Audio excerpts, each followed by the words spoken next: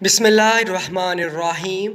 जिन जानवरों का ज़िक्र अल्लाह ने कुरान में किया है वो ये हैं चूंटियाँ।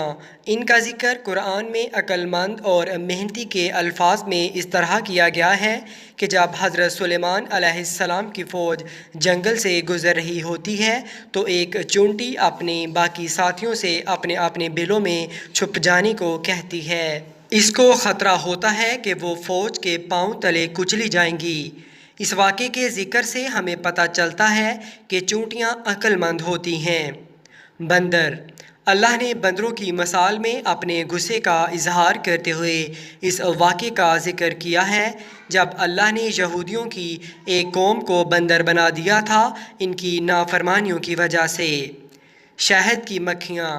इनका ज़िक्र इंसानों के फ़ायदे के लिए किया गया है कि कैसे अल्लाह ने एक मक्खी को बनाया जो मेहनत से शहद बनाती है मुख्तलिफ़ रंगों का, और शहद में इंसानों के लिए शिफा है।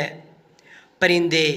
इनके ज़िक्र में अल्लाह ने अपनी तख्लीक बयान की है कि कैसे इसकी कुदरत की वजह से परिंदे हवाओं में उड़ते फिरते हैं और इनको क्या चीज़ संभाले हुए है अल्लाह के सिवा। इनको देखकर इंसान ने जहाज़ बनाना सीखा। ऊँट। ऊँट अल्लाह की वो ख़ास मखलूक है जिसका ज़िक्र ख़ुसूसी तौर पर किया गया है क्योंकि इसमें अल्लाह ने बहुत सी खसूसियात रखी हैं। ऊँट की आँखों में 3 पलकों की तहें होती हैं जो किसी भी रेत के ज़र्रात को आँखों में जाने से रोकती है। ये अपनी पीठ में बहुत दिनों तक के लिए पानी जमा कर लेता है क्योंकि इसके कोहान में चर्बी होती है जो पानी जज़ब कर लेती है। इसके पाँव भी अल्लाह ने ख़ास मिट्टी में चलने के लिए बनाए हैं जो मिट्टी में दनसते नहीं हैं, इसीलिए ये एक सहराई जानवर है। गाय। गाय इंसानों के लिए फ़ायदा मंद है क्योंकि ये दूध, दही, गोश्त मुयस्सर करती हैं। भेड़।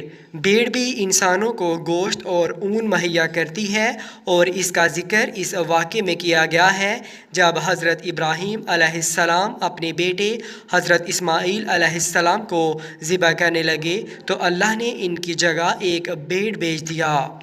कुत्ता। कुत्ता इंसानों का दोस्त होता है और वो इनके मवेशियों और घर की हिफाजत करता है। गधा।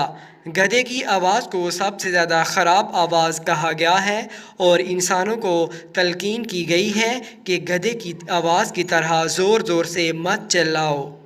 हाथी। हाथी को अल्लाह ने ताकतवर जानवर कहा है मगर अल्लाह के गुस्से के आगे किसी की ताकत अहमियत नहीं रखती, जैसे कि अल्लाह ने हाथी वाली कौम को तबाह कर दिया था। मक्खी।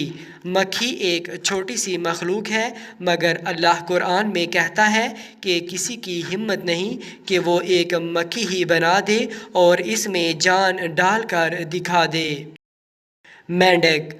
मेंढक अल्लाह ने एक कौम पर अजाब की सूरत में नाजिल किए थे। हुदहुद। हुदहुद वो परिंदा है जिसकी अक्लमंदी की तारीफ़ की गई है कि वो हज़रत सुलेमान अलैहिस्सलाम के ख़ास वज़ीरों में से था। घोड़े और गधे ये इंसानों की सवारी के लिए अल्लाह ने बनाए हैं। शेर। शेर को अल्लाह ने कुरान में एक ख़तरनाक जानवर कहा है। झींगर।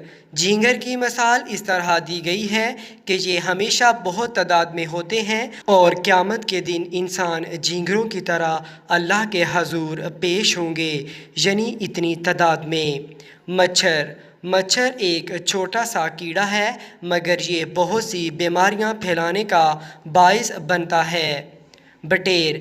बटेर इंसानों के खाने के लिए फ़ायदेमंद परिंदा है। कौवा। कौवा एक चालाक जानवर है जिसने इंसान को सिखाया कि किस तरह अपने मुर्दे ज़मीन में दफन करने हैं। सांप। हज़रत मूसा अलैहिस्सलाम ने जब अपना आसा ज़मीन पर फेंका तो वो एक सांप बन गया। मकड़ी। मकड़ी का घर सबसे नाजुक होता है मगर वो बहुत मेहनती से जाला बनाती है। सूअर। سور ایک گندا جانور ہے جس کو کھانا حرام ہے۔ دیمک کا ذکر اس واقعے کے لحاظ سے کیا گیا ہے جب حضرت سلیمان علیہ السلام جنوں سے کام کرا رہے تھے اور ان کا انتقال ہو گیا، مگر جنوں کو کافی عرصے بعد اس بات کا پتہ چلا جب دیمک نے حضرت سلیمان کا عصا جس سے وہ کھڑے تھے کھا لیا اور وہ گر پڑے۔ وہیل مچھلی نے حضرت یونس علیہ السلام کو 40 دن اپنے پیٹ میں رکھا تھا۔ بھیڑیے کو ایک خطرناک جانور کہا گیا ہے۔